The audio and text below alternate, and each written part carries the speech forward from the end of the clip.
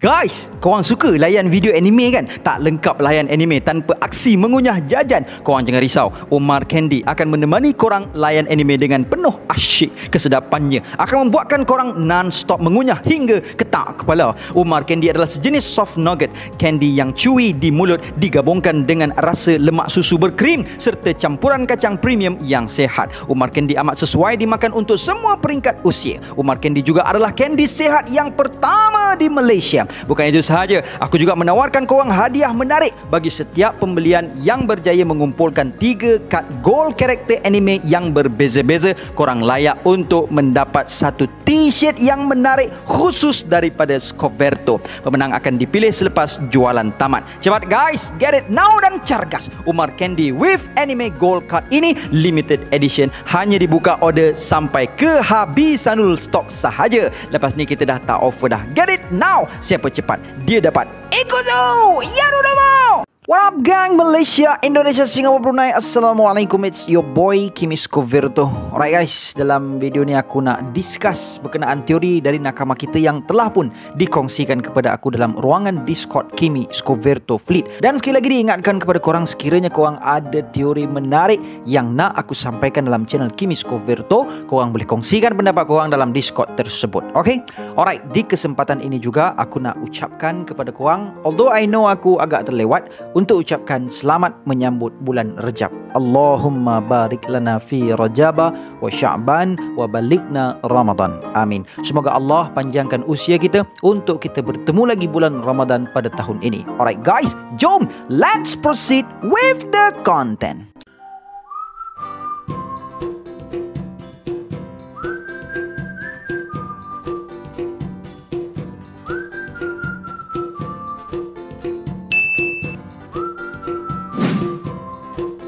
Alright, teori pertama kali ini datangnya daripada Khairul Saujana 98. Kimi Scoverto, Assalamualaikum. Waalaikumsalam. Dan salam sejahtera kepada semua nakama sekalian. Aku ada teori menarik nak share kat sini dan harapnya Kapten kita, Kimi Scoverto, sudi buat video dan up kat YouTube nanti. Okay, straight to the point je.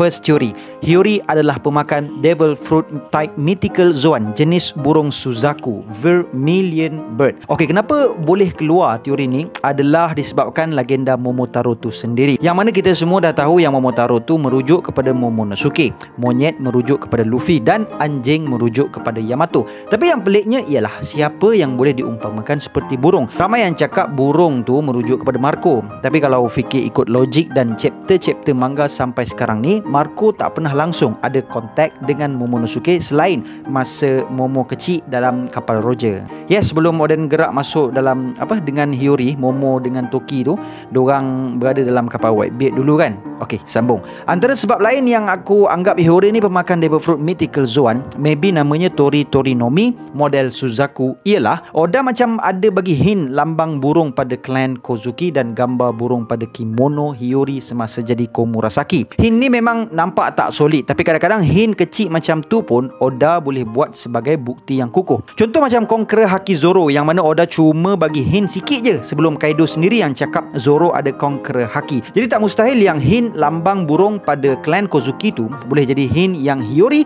adalah pelengkap untuk mewakili burung dalam legenda Momotaro. Next adalah macam mana Hiyori boleh ada kat Onigashima padahal dia tak ikut pun raid Akazaya, Samurai, Ninja dan 5 Supernova Alliance ke Onigashima. Maybe dia datang ke sana dengan terbang, sebab kalau guna kapal dah pasti Denjiro, Zoro dan Kawamatsu boleh jam. Dalam chapter 1032 juga yang baru keluar minggu lepas, by the way teori ni dia dah hantar kat aku lama, so sebab tu dia mention 1032 minggu lepas.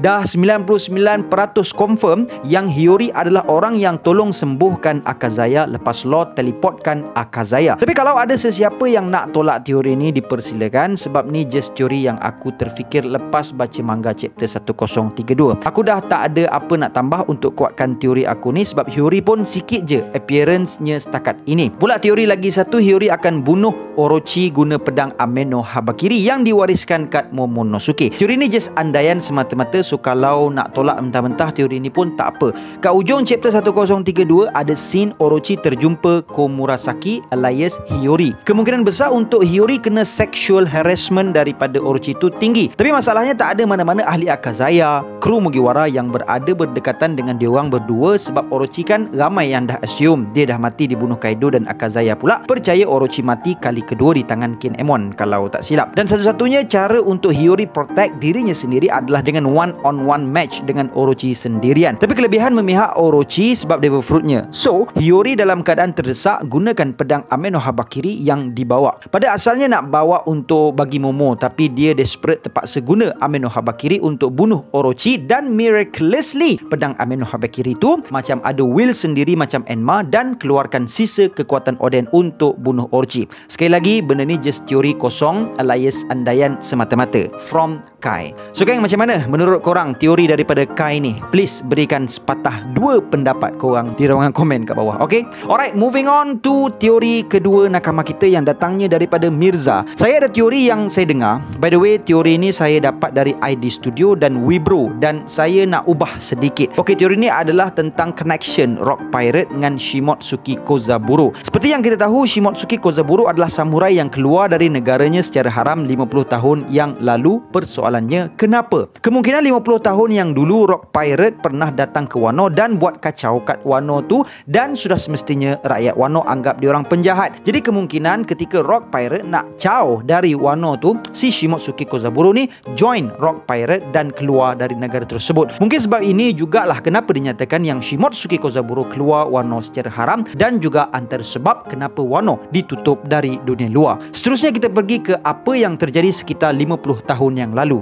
God Valley. Kemungkinan Shimotsuki Kozaburo juga ada ketika itu disebabkan dia mengikut Rock Pirate itu, dan kemungkinan sebab ini jugalah si Shimotsuki Kozaburo ni kata kat Zoro, quiet kid or Marine will come to this village, dan menangkapnya. Ketika Zoro bertanyakan kepada Shimotsuki Kozaburo, adakah awak samurai? Seperti yang kita tahu, Marine hanya menentang Lanun dan seumpamanya. Jadi kenapa Shimotsuki Kozaburo si samurai ni akan ditangkap oleh Marine sekiranya identiti dia kantoi? Yes, disebabkan dia join Rock Pirate dan ada ketika insiden God Valley. By the way, itu saja teori saya, dan teori ini saya dapat serba sedikit dari channel ID Studio dan Webro. And thanks Bang Kimi for give us such a good video and theory. You are welcome my brother. From Mirza. First of all, thank you so much Mirza di atas perkongsian. And kedua, sedikit pembetulan. Border Wano bukanlah ditutup seperti yang diteorikan, which is 50 tahun yang lalu. Tapi kalau kita tengok balik dalam chapter 972 muka surat 4, Oden sendiri bagi tahu bahawa mereka yang menutup sempadan Wano ini adalah klan Kozuki sendiri supaya dapat menyelamatkan Wano dari sebuah kuasa gergasi. Seluruh dunia sedang menantikan kemunculan seseorang yang akan mengembara merentas masa 800 tahun. Jadi kita perlu bersedia untuk menyambut kedatangan individu tersebut dan membantunya. So kat sini menjadi fakta bahawa Wano ditutup 800 tahun dahulu lagi disebabkan satu kuasa gergasi, dan bukanlah disebabkan kemungkinan pencerobohan Lanun Rocks Pirates 50 tahun dahulu. Sorry guys, bukan nak tunjuk yang aku pandai ke apa, cuma supaya teori kita berada di atas fakta bagi mengelakkan sebarang kekeliruan. By the way, thank you so much Mirza for your thought and theory. Alright, let's moving on to teori yang seterusnya yang datang daripada Haris Mustaqim. Assalamualaikum Bro Kimi. Waalaikumsalam. Saya ada teori tentang bila Luffy akan pulangkan Straw Hats dia pada Shanks. So besar kemungkinan Luffy tak akan bagi topi dia bodoh gitu je bila dia dah jumpa Shanks nanti, and mungkin dia orang akan fight dulu and lepas tu baru bincang. Tapi bila fight tu yang kita tak tahu, pada pendapat saya battle tu takkan jadi direct after Wano, sebab kalau kita tengok dalam beberapa tahun dari Whole Cake sampai Wano ni, Luffy jarang berlawan dengan Marine, and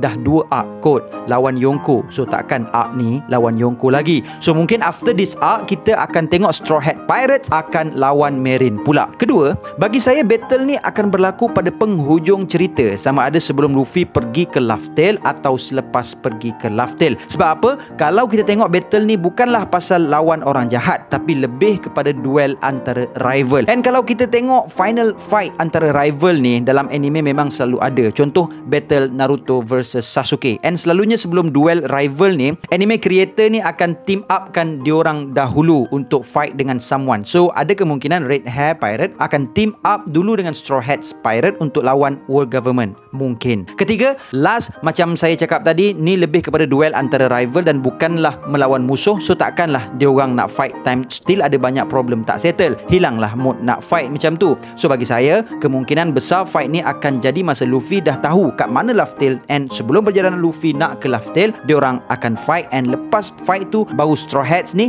gerak pergi ke Laugh-Tale from Haris Mustaqim. Dalam teori nakama kali ni pun ada lagi cerita pasal Shanks So korang memang minat sangat dengan Shanks kan.